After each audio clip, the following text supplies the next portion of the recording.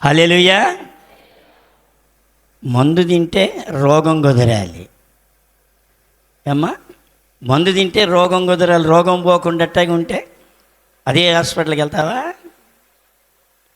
మన బ్రతుకు మారాలి. నీ బ్రతుకు నా బ్రతుకు మన అందరి బ్రతుకులు యేసయ్య మార్చునుగాక. హల్లెలూయా. దేవుని వాక్యాన్ని చూద్దాం.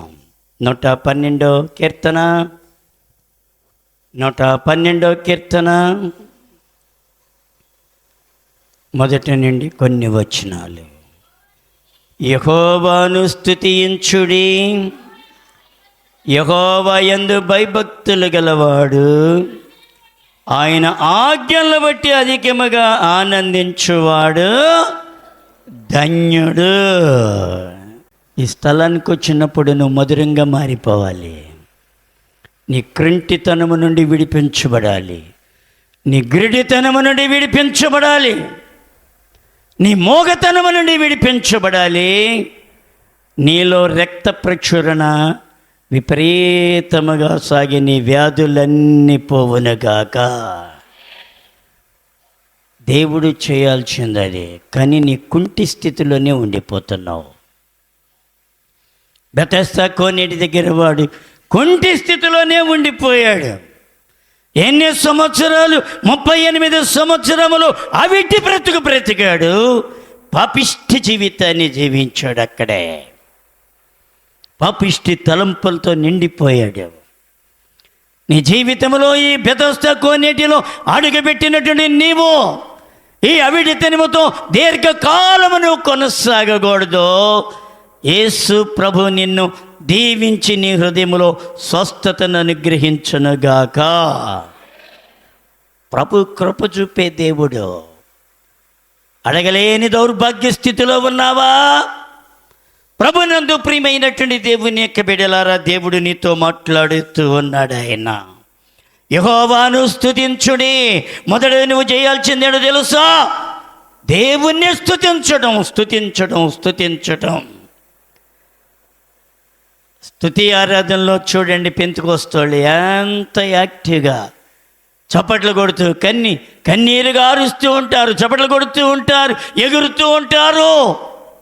దేవుణ్ణి తమను తామే మర్చిపోయి దేవుణ్ణి ఆరాధిస్తూ ఉంటారు. నీ జీవితంలో స్తుతించే దాని దగ్గరే కోల్పోతున్నావు. మొట్టమొదటి మెట్టు దేవుణ్ణి స్తుతించే చోటే కోల్పోతున్నావు. మొదటి పాటలకి రాలేరు. వాక్యం ఇక బిగించేసేటప్పుడు వస్తారు కొంతమంది, వాక్యాన్ని ముగించేటప్పుడు వస్తారు కొంతమంది ఫోన్ రాగానే సెల్ తీసుకుని బయటికి లోపలికి బంగారాల్లాగా తిరుగుతూ ఉంటారు. అదొక దౌర్భాగ్య స్థితి. అపవాది ఏజెంట్లు వీళ్ళు. బయటికి లోపలికి నువ్వు ఫోన్ తీసుకుని తిరిగావంటే నువ్వు అపవాది ఏజెంటు. ఉన్న స్థలములోనే కూర్చోవాలి. దేవునిలో దేవునికన్నా గొప్పవాడు ఇక్కడ ఎవడు లేడు. ఈ భూప్రపంచంలో దేవునికన్నా గొప్పవాడు ఎవడైనా ఉన్నాడా అంటే మోస్తాడు కొట్టిన మగోడు ఎవడు లేడు. యేసు క్రీస్తు ప్రభు మాత్రమే, సృష్టించిన సృష్టికర్త మాత్రమే. ఆయన సన్నిధిలో ఇటు అటు తిరుగుతూ ఉంటావా నీవు? బంగారములాగా గాలికి కొట్టుకుపోతావు. ఒక నాటికి కొట్టుకుని పోతావు. దేవుని యొక్క వాక్యం ఏం చదివిస్తుందో తెలుసా? మొట్టమొదట యెహోవాను స్తుతించుడి. నీ జీవితంలో, నా జీవితంలో, నా బ్రతుకులో దేవుణ్ణి స్తుతించడం, ఆరాధించడం, దేవుణ్ణి గణపరచడం. మొదటి పాటలోనే దేవునికి నువ్వు కనబడాలి. అది దేవుణ్ణి స్తుతించటం అంటే. మధ్యలో వచ్చి చప్పట్లో పిడకలు కొట్టినట్టు కొడతాం కాదు. స్తుతించగలుగుతున్నావా ప్రియ తల్లి? మనస్ఫూర్తిగా దేవుణ్ణి స్తుతించు. నీ భవిష్యత్తుని దేవుడు లేకపోతే నన్ను అడుగు. ఎందుకు ఇలాంటి బుద్ధిహీనమైన పరిస్థితుల్లో చేస్తానో నాకు అర్థం కావడం లేదు. అందుకని అంటున్నాడు ఇక్కడ, దేవుని యెహోవాను స్తుతించుడి. యెహోవా యందు భయభక్తులు గలవాడు ఆయన ఆజ్ఞలను బట్టి అధికముగా ఆనందించువాడు ధన్యుడు. దేన్ని బట్టమ్మా? ఏమండి? ఆయన యందు భయభక్తులు గలవాడు. భయభక్తులుంటే ఎలాగలాగ తిరుగుతామా చెప్పండి? తిరుగుతామా? తిరగం. లేటుగా వస్తామా? రాము. ఎలాగుంటుంది? భయముతో వణుకుతో భక్తి చేయాలి మనం. ఎవరంట? ఆయన ఆజ్ఞలను బట్టి అధికముగా ఆనందించేవాడు ధన్యుడవుతాడట. అలాంటి ధన్యత నీవు నేను పొందాలని ఈ ఉదయకాలము దేవుడు నీతో మాట్లాడుతున్నాడు. ప్రియ తల్లి, దేవుడు నీతో మాట్లాడుతూ ఉన్నాడు. ఇంకేమంటున్నాడు? వాని సంతతి వారు భూమి మీద బలవంతులవుదురు. నీ బిడ్డలు బలవంతులు అవ్వాలంటే యెహోవా యందు భయభక్తులు కలిగి ఉండాలి. దేవుని యందు ఆనందించేవాడుగా ఉండాలి. దేవుణ్ణి కలిగి జీవించే జీవితం ఉండాలి. దేవుని యందు భయభక్తులు కలిగి ఉండాలి. అలాంటి వారి సంతతి భూమి మీద బలవంతులగుతారు. ఎప్పుడైనా పోట్లాడావా దేవునితో? పోట్లాడే దమ్ము నీకు లేదు, నాకుంది.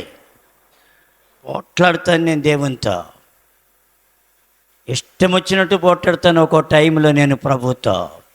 ఎందుకు పిలిచావు నువ్వు? నీ కొరకు నేను జీవించొచ్చుండగా నువ్వు ఎందుకు నన్ను పిలిచావు ప్రభు అని చెప్పి దేవునితో పోట్లాడగలిగినటువంటి ఒక్కోడప్పుడు పోట్లాడే పరిస్థితి కలుగుతూ ఉంటుంది. ఒక తండ్రి తన ఆస్తిలో సరిగ్గా వాటా ఇవ్వకపోయినా, తండ్రి సరిగ్గా ఇది చేయకపోయినా ఏం చేస్తాడు? కుమారుడు పోట్లాడేటువంటి శక్తి, సత్తా ఆ కుమారుడికి ఉంటుంది. ఎవడికి పడితే వాడికి ఉండదు. ఆయన చిత్తము చేసేటువంటి వారు, ఆయన ఆజ్ఞలను బట్టి అధికముగా ఆనందించేవాడు మాత్రమే పోట్లాడగలడు. లేకపోతే నువ్వు పోట్లాడలేవు. ఇంకోటి ఏంటంట? యథార్థవంతుల వంశపు వారు దీవించబడుదురు, కలిమియు సంపద వాని ఎంట నుండును. ఏముంటుందమ్మా దేవునికి లోబడితే? కలిమి సంపద. కలిమి సంపద. వద్దంటే వస్తుంది. అది వద్దంటే వస్తుంది. నువ్వు సరైన రీతిలో ఉంటే. సరైన రీతిలో లేకపోతే నీ బతుకు శూన్యమైపోతూ ఉంటుంది. నీ బ్రతుకంతా శూన్యమైపోద్ది, చీకటమయమైపోతూ ఉంటుంది. అమ్మా, భక్తి చేయడానికి ఏమండి దేవుని యొక్క సన్నిధిలో భక్తి చేయడానికి వేసారిపోతున్నావా? దేవుని యందు భయభక్తులు కలిగినటువంటి స్థితిలో నుండి ఓడిపోతున్నావా? ప్రభువా నాకు అది చేయి, ఇది చేయి, కానీ నువ్వు మాత్రం చేయవు. ఏం చేయవు? జీరో. కానీ నిన్ను బట్టి దేవుడు అన్నీ చేయాలి వణుక్కుంటూ, ఆయన వణుక్కుంటూ. అంటే నువ్వు దేవుడు, ఆయనేమో విశ్వాసి కదా. అలాగుంది వాళ్ళ పరిస్థితి. చూడండి, ఈ కీర్తనకారుడు మాట్లాడుతూ అంటున్నారు. ఏమంటున్నారు? యెహోవాను స్తుతించాలి. మొట్టమొదటి ఒకటి యెహోవాను స్తుతించుట. రెండు, ఆయన యందు భయభక్తులు నిలిపి ఉండాలి. రెండు. మూడవదిగా ఏమని? యథార్థముగా, యథార్థపరుడిగా, యథార్థపరురాలుగా నీవు ఉండాలి. మూడు. నాలుగో, నీతిమంతుడుగా ఉండాలి. ఈ నాలుగే ఈ కీర్తన 112లో 1 నుండి 7 వరకు చూస్తే 4 మనకు కనబడతాయి. దేవునికి పనికొచ్చాయి. దేవునికి పనికొచ్చాయా? మనకు పనికొచ్చాయా? దేవుణ్ణి స్తుతిస్తున్నాం. ఎవరికి పనికొచ్చింది? దేవునికే, మనకు కాదు, దేవునికి. అంటే మనం ఎవరిని స్తుతిస్తున్నాం? బహుపరా బహుపరా బహుపర రాజును స్తుతించేవాళ్ళు ఆ దినాల్లో. మరి ఇప్పుడు దేవుణ్ణి మనం స్తుతిస్తున్నాం, దేవుణ్ణి స్తుతి యాగం చెల్లిస్తున్నాం. ఇది దేవునికే. రెండు, భయభక్తులు. అంటే దేవుని ఎడల నీవు నేను భయముతో, చిత్తం ప్రభా. సమయాలు ఏమన్నాడు? చిత్తము ప్రభా నేనున్నాను, తాను సెలవిచ్చిన వారు ఆజ్ఞేయము. రెండు, దేవుని ఎడల భయభక్తులు చూపటం. మూడు, యథార్థముగా జీవించటం. యథార్థముగా జీవించటం. యథార్థముగా జీవించటం అంటే ఇది కూడా దేవునికే. నువ్వు యథార్థంగా ఉంటే దేవునికి మహిమ వస్తుంది. అయ్యో నా బిడ్డ ఏబుని గురించి ఏమన్నాడు? సాతానుతో అపవాదితో, నా కుమారుడైన ఏబును చూసావా? నా కుమారుడు. ఎవరన్నాడు? నా కుమారుడు. ఇది ఎవరికి పనికొచ్చేది? ఇది కూడా దేవునికే, యథార్థంగా నువ్వు జీవిస్తే దేవునికే పనికొచ్చేది. తర్వాత 4వదిగా నీతిమంతుడిగా నీవు ఉండాలి, నీతిగా జీవించాలి. ప్రభు కొరకు నీతిగా యథార్థంగా జీవించాలి, యథార్థంగా బ్రతకాలి. ఈ 4 నీ నుండి కోరాడు ఆయన. 1 భయము, 1 దేవుని స్థుతించటం, 2 భయభక్తులు కలిగి ఉండటం, 3 యథార్థంగా జీవించటం, 4 నీతిమంతులుగా ఉండటం. ఈ 4 కోరాడు. ఆయన ఇచ్చే ఎన్నో తెలుసా? ఈ కొద్ది వచనాల్లోనే మీకు 7 వచనాల్లోనే జీవిస్తాను. దాదాపుగా ఆయన ఎన్ని ఇచ్చారంటే 15 ఐటమ్స్ ఇచ్చారు మనకి.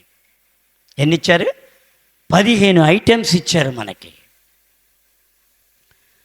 దేవుడు ఇచ్చేది ఏంటంటే, నీవు ధన్యుడు, నిన్ను ధన్యుడిగా నేను చేస్తాను.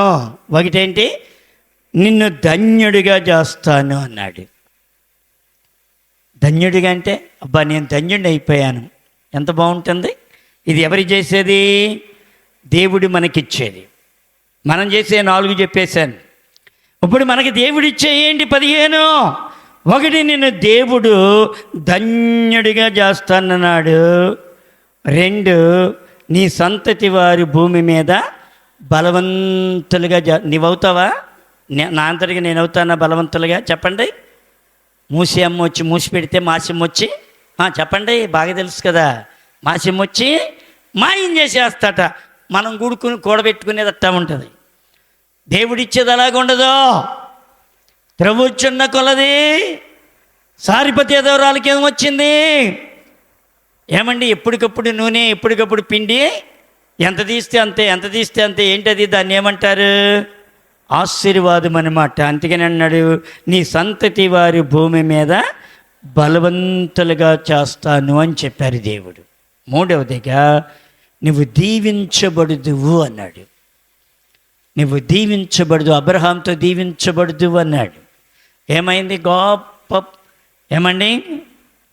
గొప్పగా దేవుడు దీవించాడు. 4వదిగా కలిమి అంటే డబ్బు రూపంలో అవ్వచ్చు, బంగారం రూపంలో అవ్వచ్చు, ఆస్తి రూపంలో అవ్వచ్చు, అది ఆత్మీయ ఫలముల రూపంలో కూడా కావచ్చు. కలిమి. 5వదిగా సంపద నీ ఇంట నుండును. ఏమిటంటే కలిమి, సంపద నీ ఇంట నుండును. ఇప్పటికి 5 అయిపోయింది. 6వదిగా ఏమంటున్నాడంటే, నీ నీతి నిత్యము ఉండును అన్నాడు. నీ నీతి ఎలాగ ఉంటుందంటే కాసేపు ఉండి కాసేపుకి పోదట. ఈ 6వది ఏంటంట? నీ నీతి నిత్యము ఉండును, అది ఎన్నడూ పోదంటది. 7వది నీ చీకటిని ఆయన ఏం చేస్తాడంట? వెలుగుగా అవుతుందంట. నీ చీకటి అంతా పారుతోలి వెలుగుమయంగా చేస్తాడట నిన్ను. 8 కటాక్షము. ఎవరి కటాక్షము? దేవుని కటాక్షము నీ మీద. దేవుని ఎడల ఎవరైతే భయభక్తులు కలిగి ఆయన ప్రేమలో ఆయన స్తుతిస్తూ ఆయన ఆరాధిస్తూ యథార్థంగా నీతిమంతులుగా ఉంటారో వారందరికీ ఆయన కటాక్షము. ఎల్లప్పుడూ దేవుని కటాక్షము నీ మీద ఉంటూ ఉంటుందట. 9 వాత్సల్యత. దేవుని వాత్సల్యత. ఎంత కృపండి. 10వది ఏమంటున్నాడో తెలుసా? నీవు దయాళుడుగా మారిపోతావు. 11 ఏమన్నాడు? అప్పిచ్చువాడుగా నీవు ఉంటావు. ఎలాగుంటాడంట? చెయ్యి చాపవు, చెయ్యిచ్చే వ్యక్తిగా ఉంటావు. ఎంత కృపండి దేవుని కృప. నువ్వు చేసేది 4, దేవుడిచ్చేది ఎన్నో చూడండి. అప్పిచ్చువాడుగా నేను నిన్ను చేస్తాను. 12 అంటున్నాడు, భాగ్యవంతుడుగా నేను చేస్తాను. భాగ్యవంతుడు. ఆయన భాగ్యవంతుడండి. నాబాలు ఎవరండి? భాగ్యవంతుడు. ఇంకేమన్నాడు? 13 వాని వ్యాజ్యము గెలుచును. నీ వ్యాజ్యములన్నీ నీ విరోధుల మీద నీ వ్యాజ్యములన్నీ గెలిచేలాగా చేస్తాడట ఆయన. 14 ఏం చేస్తాడంట?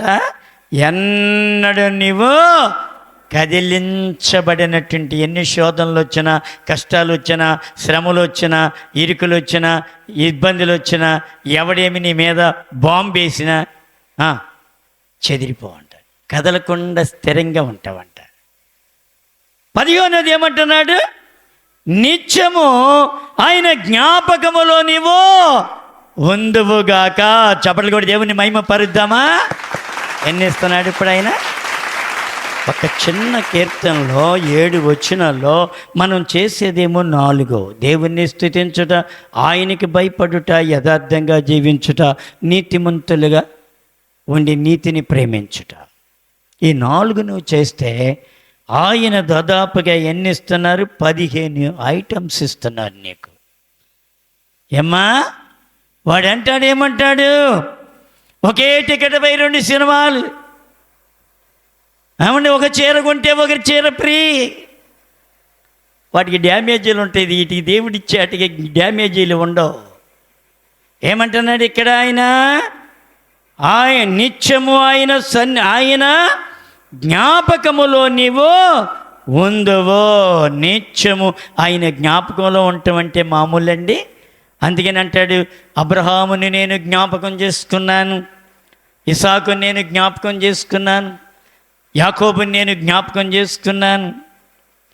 వాళ్ళు లేరు, కానీ దేవుడు జ్ఞాపకం చేసుకుంటూ అన్నాడు. నువ్వు మంచి భక్తి చేస్తే దేవుడు నేను జ్ఞాపకంలో ఎప్పుడు ఉంటావు.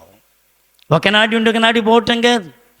ప్రభునందు ప్రియమైన తల్లి, దేవుని యొక్క జ్ఞాపకంలో నీవెప్పుడు ఉండే వ్యక్తిలాగా దేవుడు చేయాలని ఆయన కోరుకుంటున్నాడు. కానీ నువ్వు ఆ స్థితికి ఎదగలేకపోతున్నావు, మరుగుజీ భక్తిలోకి వెళ్ళిపోతున్నావు, ఉన్నదంతా పోగొట్టేసుకున్నావు. భక్తి లేదు. ఏముంది నీ దగ్గర? యుక్తి ఒకటే మిగిలింది. భక్తి పోయింది, ఎగిరిపోయింది, ఎప్పుడో పోయింది. ఉన్నాయి అనుకుంటున్నావు, నువ్వు భ్రమపడిపోతున్నావు. నీ అంతటికి నీవే నా దగ్గర భక్తి ఉన్నదిలే అనుకుంటున్నావు. యేసు ప్రభు కూడా పండగలో యెరూషలేములో యేసు ప్రభుని తీసుకుని తల్లిదండ్రులు యోసేపు మరియలు ఇంకా నిలవైనటువంటి వారు అందరూ యెరూషలేముకి వెళ్ళి అక్కడ దేవుణ్ణి ఆరాధించి తిరిగి ప్రయాణములో నిలవరులతో కలిసిపోయారు. యోసేపు మరియలు ఏమైపోయారు? కలిసిపోయి చరిత్రలు చెప్పుకుంటూ వస్తున్నారు. అది ఇది అని చెప్పి అన్నీ చెప్పుకుంటూ వస్తున్నారు. వెళ్ళిపోయారు. ఎన్ని దినాలు వెళ్ళారమ్మా? 3 దినముల ప్రయాణం. అంత దూరం వెళ్ళని ఈలోపు గుర్తు రాలేదా ప్రభు ఎక్కడున్నాడో? బాలుడైన యేసు ఎక్కడున్నాడు? 3 దినములు వెళ్ళే వరకు కూడా ఆ జనములోనే ఉన్నాడు అనుకున్నారు, మాతోనే ఉన్నాడు అనుకున్నారు, మనతోనే ఉన్నాడు అనుకున్నారు. వారు ప్రయాణమై వెళ్ళారు, కానీ వారిలో క్రీస్తు లేడు. అప్పుడు 3 దినములు అయిన తర్వాత ఎతుకుతున్నారు. బాబు ఎక్కడ? యేసు యేసు ఎతుకుతూ ఉన్నారు, కేకలు పెడుతూ ఉన్నారు. ఉన్నాడా? ఓయ్ అనేవాడు ఉన్నాడా? లేడా? మరలా 3 దినములు ప్రయాణమై ఎక్కడికి వెళ్ళారు? యెరూషలేముకి వెళ్ళారు. వెళ్ళి అంటున్నారయ్యా, ఎందుకు మమ్మల్ని ఎలాగ దుఃఖపరిచితివి నాయనా? ఎవరు దుఃఖపరిచారు? నువ్వు మర్చిపోయి నువ్వు వెళ్ళావు. ఆయన మర్చిపోయాడా? చూడండి, మన జీవితంలో కూడా మనం ఉన్నాడు మనతో దేవుడు అనుకుంటున్నాం, కానీ దేవుని సన్నిధి లేదు మనతో. వెనక్కి తిరగబోతుంది రావు. నీ రావుని మరలా ముందుకు చూసుకోవాలంటే బైబిల్ని నువ్వు గట్టిగా అనుసరించి దేవునికి సాగిలిపడి భయభక్తులు నిలిపి యథాప్రకారము జీవిస్తే తప్ప నీ జీవితంలో ఏ మేలు పొందవంతే. గ్యారెంటీ పొందవు నీ జీవితంలో. కార్య ఆరంభము కంటే కార్యాంతము మేలు. ఆరంభం ఎట్టన్న జావనే కానీ కార్యాంతము మేలు. అక్కడికి పోవటానికి కార్యాంతం ఉండాలి. ఆరంభంలో ఎట్టకూడదు వచ్చాం, ఎట్టగొట్ట భక్తి చేసాం. ఇప్పుడే మనం చేయాల్సింది భక్తి, ఇప్పుడే చేయాల్సింది భక్తి, అప్పుడు కాదు. చేయగలుగుతున్నావా భక్తి? భక్తి చేయగలుగుతున్నావా ప్రియ తల్లి? కీర్తనల గ్రంథము 111 అధ్యాయము 111 అధ్యాయం 10వ వచనము దయచేసి సహాయము చేయండి. చూడండి ఏమంటున్నాడు ఇక్కడ, యెహోవా యందైన భయము జ్ఞానమునకు మూలము. ఎవరి భయమమ్మా? దేవుని ఎడల భయము. మనుషులకి భయపడుతున్నారండి. ఒక ఆఫీసర్ వస్తున్నారంటే స్కూల్ టీచర్ వణికిపోతూ ఉంటాడు. పై ఆఫీసర్ వస్తుందంటే బ్యాంకీలో ఉన్న ఉద్యోగులందరూ భయపడుతూ ఉంటారు. పోస్టల్ డిపార్ట్మెంట్లో ఒక పైనుండి ఒక ఆఫీసర్ వస్తున్నాడంటే వణికిపోతూ ఉంటాడు. మరి దేవునికి ఎందుకు వణకటం లేదు? నీవు మీ తాత అనుకున్నావా, నీ బాబాయ్ అనుకున్నావా? దేవుడు నీ బాబాయ్ లాగా ఫీల్ అవుతున్నావా? ఆయన ఉగ్రత కలిగిన దేవుడు. జాలి ఎంత ఉందో ఉగ్రత కూడా అంతే ఉంది. ఆయనకి జాలి ఎంత ఉందో ఉగ్రత కూడా అంతే ఉంది. నీ బిడ్డల దగ్గర ఎంత సాత్వికం చూపిస్తావు నువ్వు? నాన్న ఊరుకోమ్మా, ఊరుకోరా, ఊరుకో తల్లి, ఊరుకోమ్మా. ఇంకా కొంచెం రేగితే ఏం చేస్తా? ఎంత మట్టి చూస్తానా? కొట్టవా? అంటే నీకో న్యాయం, ఆయనకో న్యాయమా?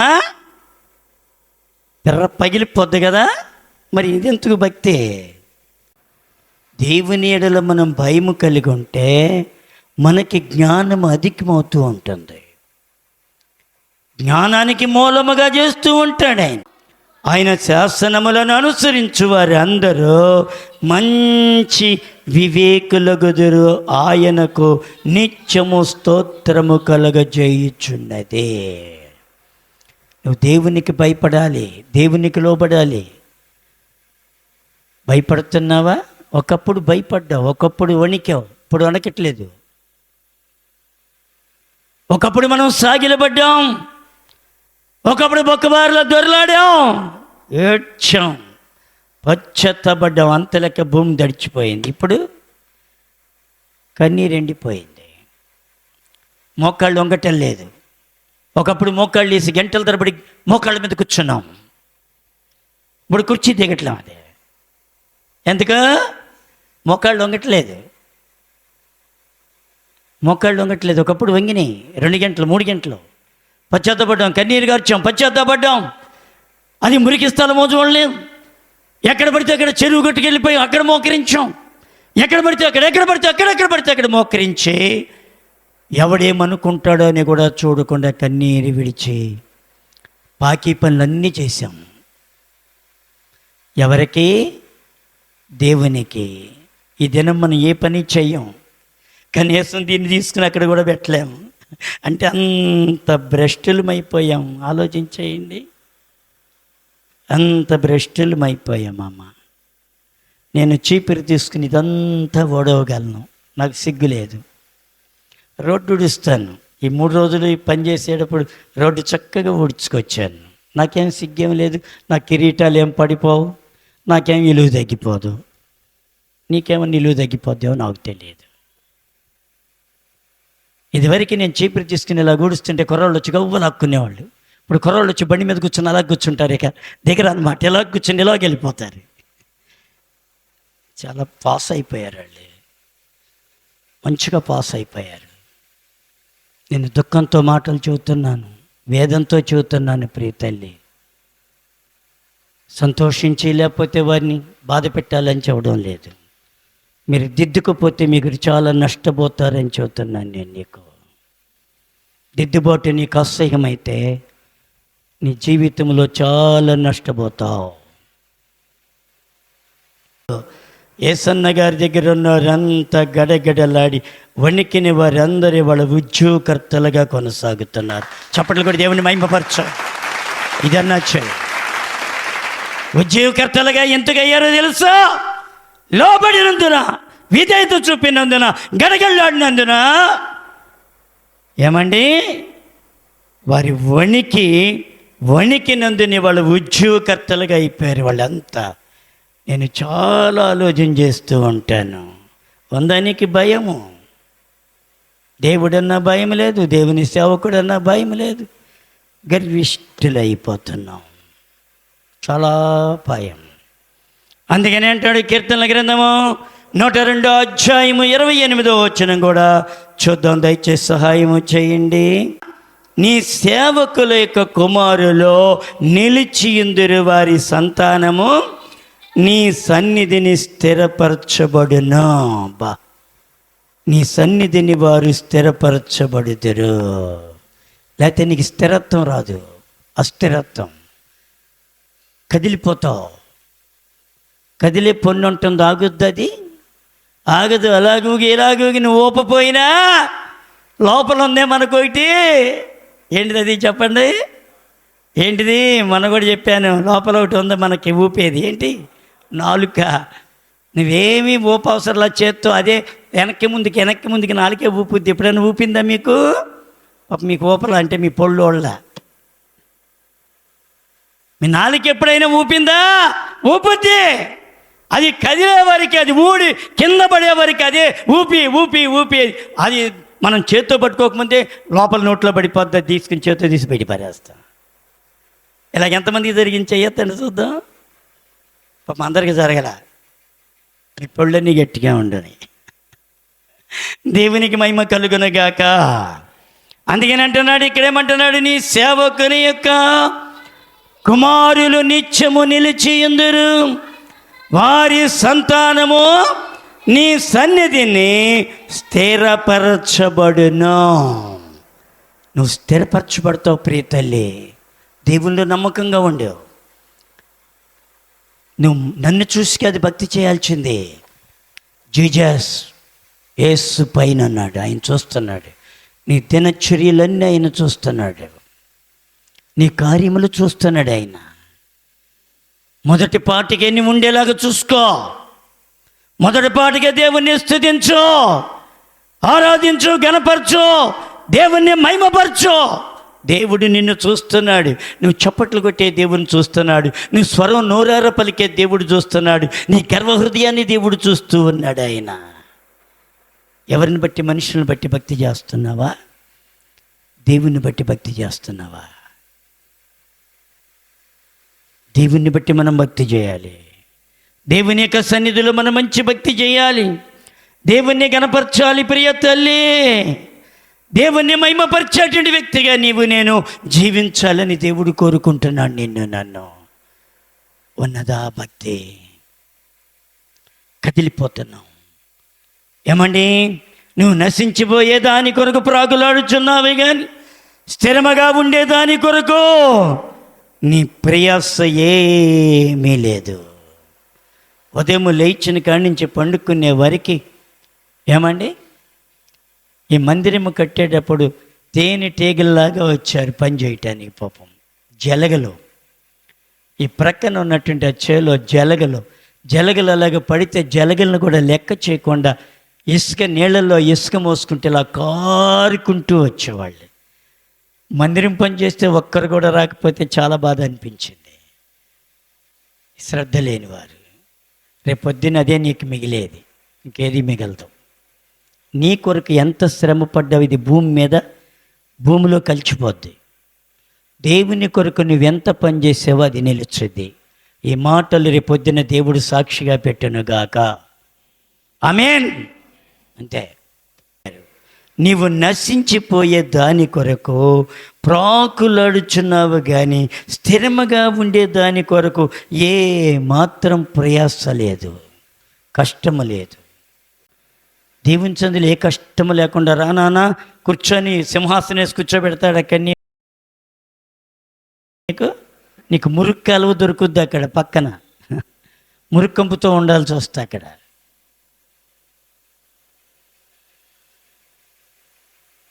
చాలా ఇక్కడ మంచి గృహాలు ఉన్నాయి, ఓ మాదిరి గృహాలు ఉన్నాయి. ఏ గృహం లేని వారికి ఎక్కడ ఉన్నాయి? మురుగ్గాలో పక్కన పూర్వంబాకులో వేసుకుని జీవించేటువంటి వారు కూడా ఉన్నారు. ఒకసారి జనస్టేన్ గారు వచ్చారు రేపల్లె, వచ్చి మీటింగ్ చెబుతూ ఉన్నారు. మంచి భక్తుడు. వై అక్కడ మీరు మంచి గృహాలు సంపాదించాలి సేవకులారా. సేవకుల మీటింగ్లో చెబుతున్నాడు ఆయన. మీకు అక్కడ మంచి గృహాలు ఉన్నాయి, ఆ గృహాలు మీరు పొందాలి. ఇక్కడ ఎలాగూ ఏమంటే రోడ్డు సైడ్ కాలువలు ఏమంటే మురికి గంప కొట్టుకునే చోట ఎలాగేస్తారు, అక్కడ కూడా పనికి మాలిని అయ్యో ఉంటాయి. వాటిల్లో మీరు ప్రవేశించకూడదు, జాగ్రత్త, పాపంలో పడిపోకూడదు అని ఆయన చెబుతున్నాడు. ఈయనంటున్నాడు, ఒక సేవకుళ్ళు వేసిన ఆయన, ఒకవేళ ఏదన్నా మేము తప్పు చేసినా ఆ మురుక్కాల వంచునన్నా మాకు దొరుకుద్దా? ఎక్కడంట ఆ మురుక్కాల వంచునైనా దొరుకుద్దా? అది దొరికినా చాలంట. ఏమండి, ఇప్పుడు అందరూ కారులో చక్కగా తిరుగుతూ ఉంటారు, హ్యాపీగా ఉంటారు.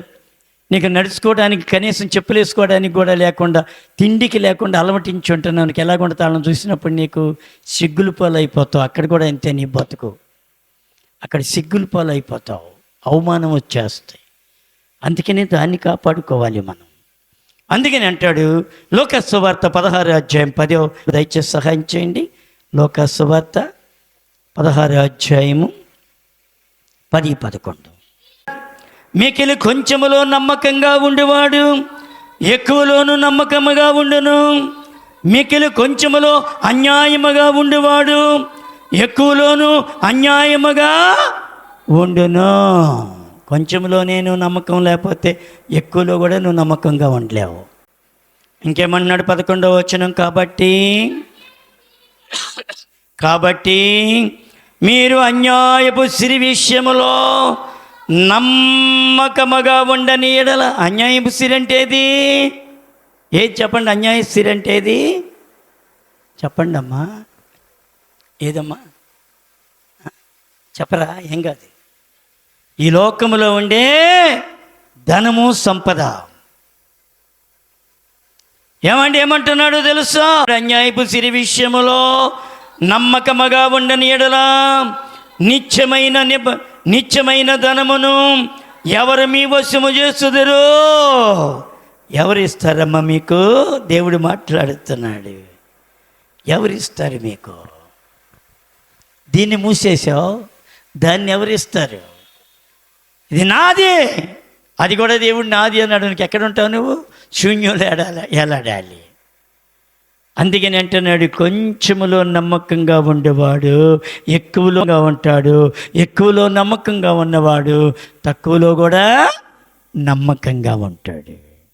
ఉండగలుగుతున్నావు? నమ్మకం ఉందా? పోయిందా? ఎగిరిపోయింది, ఎప్పుడో ఎగిరిపోయింది.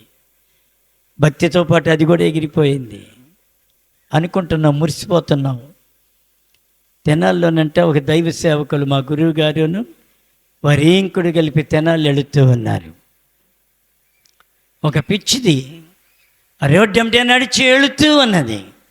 ఏమండి, ఆమె కొన్నయి జాను వెంట్రుకలైతే ఆ వెంట్రుకలకు ఆమె ఆ తాడు గట్టి ఇక్కడి నుంచి మన దర్వాజా అంత లెక్క కట్టుకుంది. కట్టుకుని ఏం చేస్తుంది? మాట్లాడితే జడంక చూసుకుంటుంది, పక్కపక్క నవ్వుకుంటుంది. ఈ జడంక చూసుకుంటుంది, పక్కపక్క నవ్వుకుంటుంది. ఎవరేమే? పిచ్చిది. ఈమెమనుకుంటుంది? నా జడ గడప దాకా ఉందనుకుంటుంది. ఆమె. ఈయనన్నాడు, పిచ్చిదానా ఎందుకే ఎన్ని కట్టుకుంటావు అన్నాడు ఈ సేవకుడు. నా జన్నంటావా నువ్వు?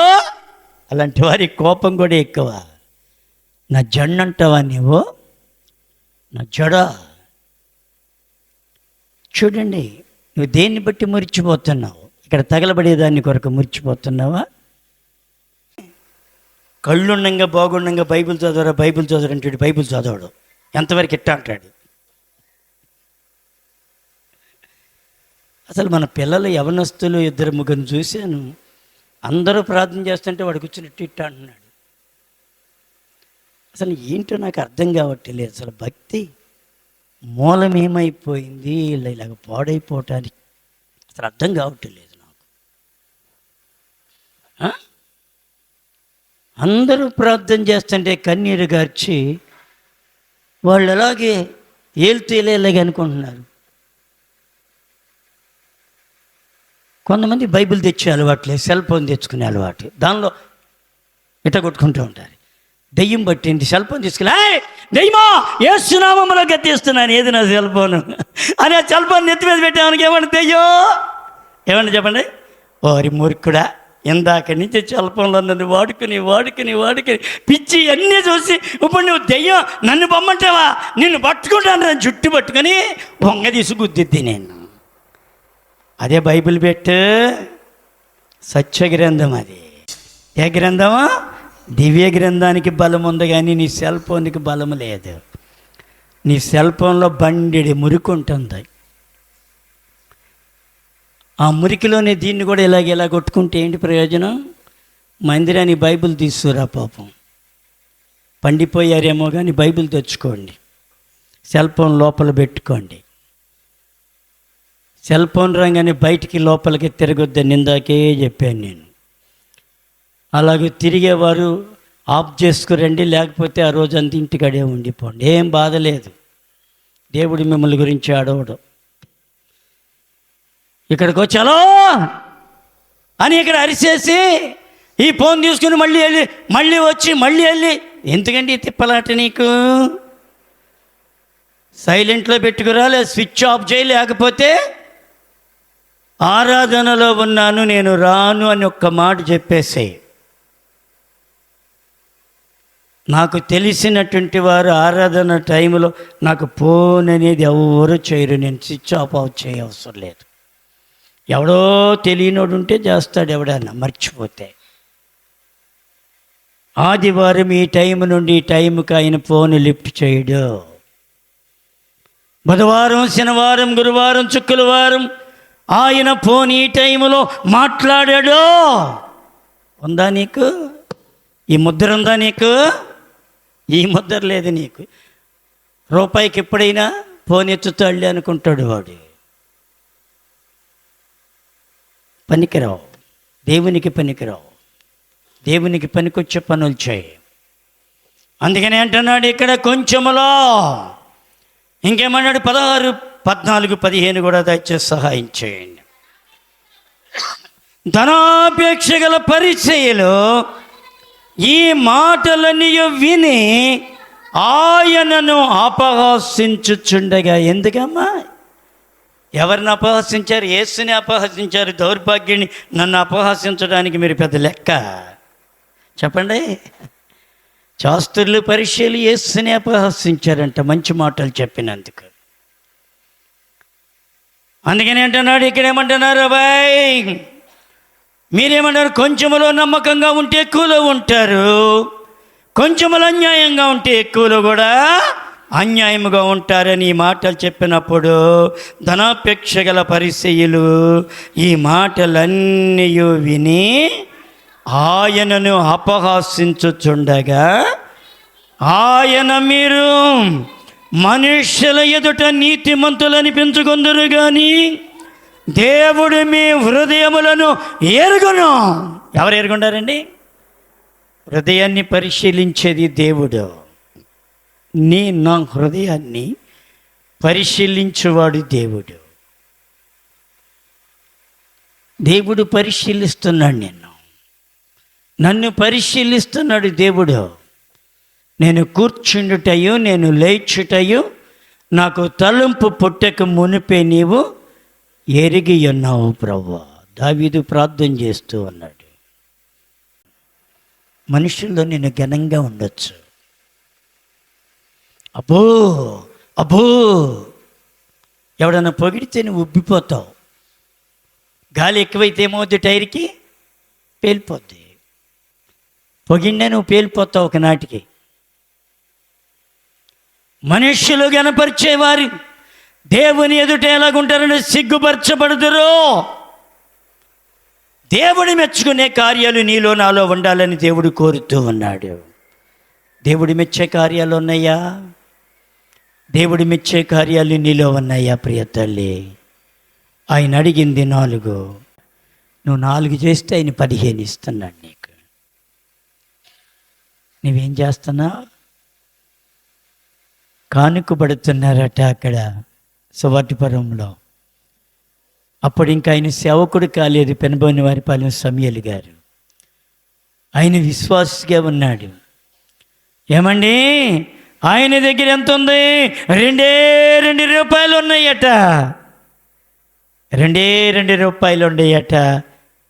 ఆ 2 రూపాయలు, 1 రూపాయి ఏమో నా మనవరాలికి కొని నా బిడ్డకు కొని పెట్టాలి, 2 రూపాయలు ఏమో ఛార్జీకి వెళ్ళాలి అని మనస్సులో అనుకుంటూ ఉన్నాడట.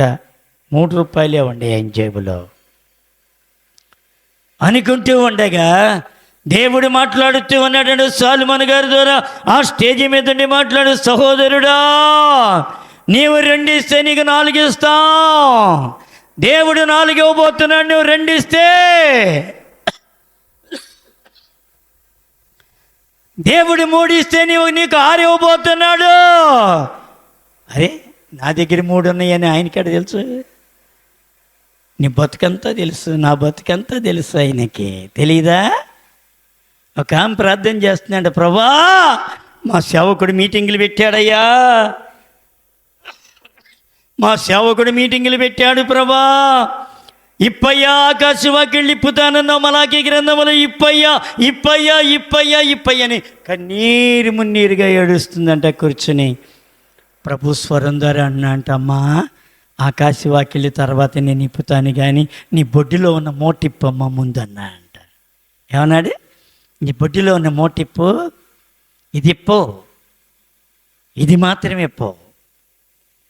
ఈయనేమంటున్నాడు ఇక్కడ సొలొమోను గారు, సహోదరుడు నీ దగ్గర 2 ఉండయేమో, దేవునికి ఇచ్చేయి. 2కి 4 ఇస్తున్నాడు దేవుడు. ఒక సహోదరుడా, నీ దగ్గర 3 రూపాయలు ఏమన్నాయేమో, 6 రూపాయలు దేవుడు ఇవ్వబోతున్నాడు అని అంటుంటే, అమ్మో ఈ బాధ భరించలేకపోతున్నాడు. ముందు 2 మాటలకి ఎలాగో లోపల పెట్టుకుని తమాయించుకున్నాడు, కానీ గుణపం పెట్టి కూర్చున్నట్టుంది ఈ మాటలు. ఇప్పుడు ఇక లాభం లేదురా బాబు, నా బతుకు ఎట్ట ఉంటే అట్ట తెల్లారద్దని ఆ సందర్శించి రాగానే లేచి అందులో పడేసాడు. పడేసి ఇంకేమన్నా ఉన్నాయి ఈయన దగ్గర? ఏమీ లేవు. ఒక్కుంటూ వెళ్తున్నాడు ఆరాధన అయిపోయిన తర్వాత. ఒక్కుంటూ వెళుతూ ఉండగా ఒక ఆమె కాకేస్తుంది వెనకాల నుంచి, అయ్యగారు అయ్యగారు అయ్యగారు అయ్యగారు అని. ఈయన అయ్యగారు కాలేదు ఇంకప్పుడు, ఎవరినోలే అనుకుని ఇంకా నడిచిపోతూ ఉన్నాడు ఈయన. అయ్యగారు మిమ్మల్ని లేనండి, ఈయన పేరు తెలియదు, ఈయన పేరు తెలియదు ఆమెకి. అయ్యగారు మిమ్మల్ని లేనండు, అయ్యగారు మిమ్మల్ని లేనండు అని చెప్తుంటే, ఏమండి ఏంటని వెనక్కి తిరిగి చూస్తే, అయ్యగారు మిమ్మల్ని లేనండి వండండి అని గవ్వేళి గపక్కని చేయబట్టుకుని చేయబాగలు తీసి ఆమె దగ్గర ఉన్నటువంటి 6 రూపాయలు ఎంతో ఆయన చేతులు పెట్టింది. ఏంటమ్మా నాకు దేనికమ్మా? కబడ్లు కొట్టు ఏమంటున్నాడు అప్పుడైనా? అమ్మ నాకు దేనికమ్మా, నేను ఇంకా సేవకుండా కాలేదు కదా అంటే, లేదు నాయనా, దేవుడు నన్ను ఎప్పటి నుంచో నీకు ఇవ్వమంటున్నాడు, నీ కొరకు ఎదురు చూస్తున్నాను. ఫలానా గ్రామం వచ్చావు, నువ్వు నా కొరకు ప్రార్థన చేసావు, నేను పడిపోయాను, వ్యాధితో ఉన్నాను, నువ్వు ప్రార్థన చేస్తే నేను బాగయ్యాను. అప్పటి నుంచి ఎతికి ఈ 6 రూపాయలు దాస్తున్నానయ్యా అని చేతిలో పెడితే ఎంత సంతోషం. నీది నువ్వు మూట కట్టుకుని వెళ్ళిపో, మూట కట్టుకుని భద్రపరచు. మాయమైపోతే చూసుకో, బైబిలే వదిలిపెట్టేస్తా నేను, మాయమైపోతే నీ దగ్గర. దేవుడు ఎవరనుకున్నావు? దేవుడు ఏమన్నా పిచ్చోడు అనుకున్నావా? మాయమైపోద్ది, ఊబిలాగా అయిపోద్ది. ఊబిలో దిగబడినటువంటి వ్యక్తి మరలా పైకి రాలేడు. ప్రియ తల్లి, నీ జీవితం అంతా ఊబిగా మారిపోతుంది, ఊబిగా నీ బ్రతుకంతా కూడా మారిపోతుంది. అందుకనే శాస్త్రులు పరిచయాల మాట వినినప్పుడు ఎలాగైపోయారంట? ఏమండి ఎలాగైపోయారు? ధనాపేక్ష కలిగిన పరిచయాల మాటలు విని ఆయనను అపహాస్యించుచుండగా, ఆయన మీరు మనుష్యుల ఎదుట నీతిమంతులు అనిపించుకుందరు, కానీ దేవుడు మీ హృదయములను ఎరుగును. మనుషులలో ఘనముగా ఎంచబడినది దేవుని దృష్టికి అసహ్యమైపోవునుగాక. ఆమెను చెప్పండి, ఏం పర్వాలేదు. దేవుని దృష్టికి అసహ్యంగా మారిపోవద్దు. దేవుని దృష్టికి ఘనంగా ఉంచబడాలి. నువ్వు ఘనుడైన వ్యక్తిగా ఉండాలి. నేను హృదయపూర్వకంగా మాట్లాడుతున్నాను ఈ మాటలను. దేవుని సేవకు నువ్వు సంతోషపెట్టాలి, ఆనందింపచేయి. నీ కుటుంబాలు ఆనందమయంగా ఉంటాయి. దేవుని సేవకుని దుఃఖపరిస్తే నీ కుటుంబం అంతా దుఃఖములో మునిగిపోతుంది. ఇది నేను చెప్పేది కాదు, నేను నేర్చుకున్న స్థలములో చూసినటువంటి సంగతులు మీకు చెప్పేది. ఈ మాటలు తన వినికిడిలో ప్రభు దీవించునుగాక.